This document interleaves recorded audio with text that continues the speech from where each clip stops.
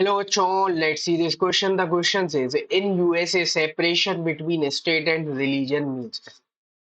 USA America में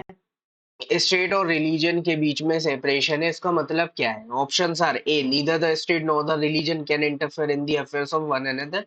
B state and religion both can interfere in the affairs of one another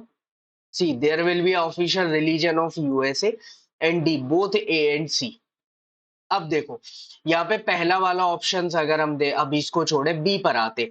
state और religion दोनों एक दूसरे में इंटरफेयर कर सकते तो फिर सेपरेशन का हुआ तो सेकंड को तो हम ऐसे ही एलिमिनेट कर देते हटा देते थे कुछ चीजें तो हमें ऑप्शन से ही समझ में आ जाती कि ये तो हो ही नहीं सकता है फिर अभी हम यूएसए जो है वो एक सेकुलर कंट्री है तो ऑफिशियल रिलीजन तो नहीं हो सकता है तो हमने सी को भी हटा दिया अब सी हट गया तो डी तो ऑटोमेटिक हट गया क्योंकि इसमें ए और सी दोनों को करेक्ट बोला गया तो ये भी नहीं तो बचा ये तो करेक्ट आंसर वैसे ही हमारा ए हो जाएगा लेकिन फिर भी हम इसको समझते हैं यूएस में सबसे पहला जो अमेंडमेंट हुआ था उनके कॉन्स्टिट्यूशन में उसमें ही बोल दिया गया था कि लेजिस्लेचर जो है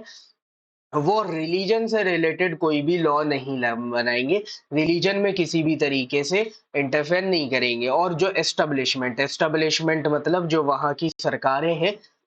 उनको रोक दिया गया था